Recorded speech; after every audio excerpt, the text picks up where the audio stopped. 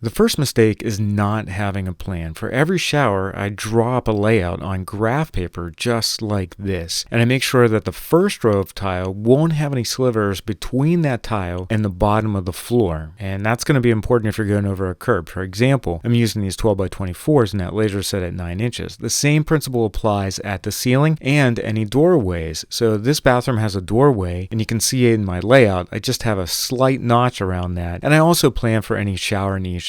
This diagram is of that doorway. This part of the diagram is for my plumbing wall. So always have a plan before you do your tile work. The second mistake is not mixing up your thin set mortar to the right consistency. In fact, I highly recommend using a measuring container. So this has cold, clean water in it. That's a sub mistake. People using warm water or hot water, and that really makes the difference between a smooth, creamy consistency and not. I also measure out the amount of the thin set and pour that in. You can see the other thing I recommend is having a dust extractor connected to a shop vac. I also scrape the sides of the measuring container using a margin trowel. You want to get every single bit of that into there. The other thing a lot of beginners do is not use a dedicated mixer. This is a Colamix mixer with a bird cage paddle. You don't really want to use a drill for this. The thin set mortar is very thick, and if you don't mix it per the directions, it's not going to be smooth and creamy like this. You want there to be no lumps, no bumps, and you want it to be as smooth and cohesive as possible. The third mistake, and this is a big one, is not setting the first row of tile correctly. For example, I have my center line on the wall and the floor as a reference mark. Then I add spacers. These are 16th inch horseshoe shims. It's absolutely necessary to have an expansion joint between this first row and the tiled shower floor, which I put in earlier. Another big tip is to flip the tile upside down and over on itself so that you have the exposed back end up against the laser. This allows me to mark my cut. For example, I need to cut off about 3 inches. Again, I wanted to highlight that you need to have the spacers down to get this cut nice and accurate. I cut this on the Montelete Master Puma. Obviously, you can use a wet saw or any other saw. And I just snap this to get this to exactly the height that I need. You can see here that's a nice clean snap. Then I set this down over my spacers and I double check that the top of the tile is even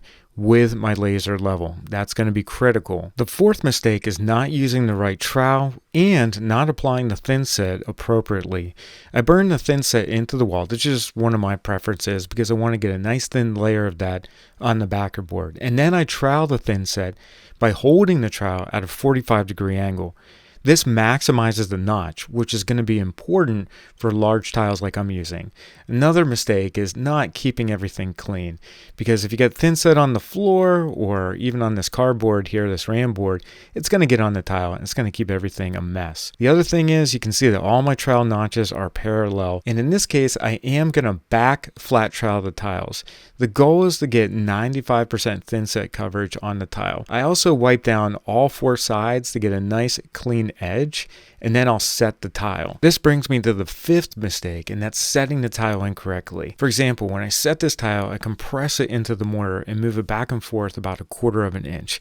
Then I add my spacers underneath to keep that expansion joint. I remove all the thin set that may have gotten onto the floor. Again, I can't emphasize enough being nice and clean. Then I tap the tile into the wall using a rubber mallet. What this does is compress the thin set between the tile and my curdy board, and that'll give me my 95% thin set coverage. I also remove the thin set that's on the edge of the tile using my sponge, and that's going to prevent the mortar from oozing out in between the grout joints and keep your tile work nice and clean. But I'm not done. I have more tips for you. I wanted to give you some bonus ones that might help out. For large tiles like these 12 by 24s, I like using T-lock clips and wedges. This is a tile leveling system, and when I set this tile that's to the left of my centered tile, I leave about 1/8 of an inch expansion joint between its left edge and the curdy board.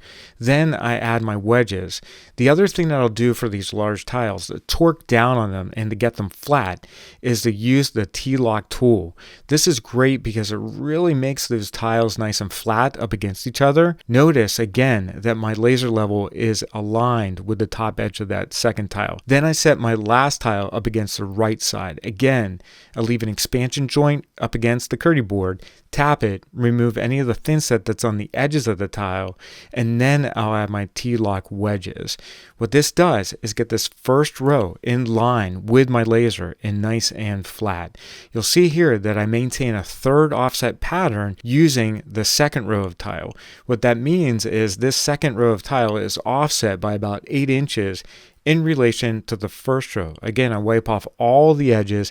You'll see here that these edges are perfectly clean, that I have my third offset pattern, and that the tiles are nice and flat because of the T-lock. I can't recommend this system enough because you want a nice flat wall. Aesthetically, it's going to be pleasing and it's going to keep all your tile in the same plane. One huge mistake that a lot of people make is not keeping those expansion joints between the tiles and the wall as well as the ceiling. It's really important to keep that 1/8 inch to about a 1/16 of an inch at the ceiling is what I like, so that the top of the tile is not touching the drywall. Then I'm cinching down on the T-lock. That'll actually move the tile a little bit, but you can also notice that I have that expansion joint. The next day after the thin set cures, I remove all the T-lock clips and wedges. Another big error that people make is letting that sit for more than a few days. Then I'll clean my tile and remove any of that excess thin set mortar. I hope these mistakes help you out in your tiling project. If you have any questions, let me know in the comments, and make sure you visit homerepairtutor.com. I'll put a QR code to that here in the video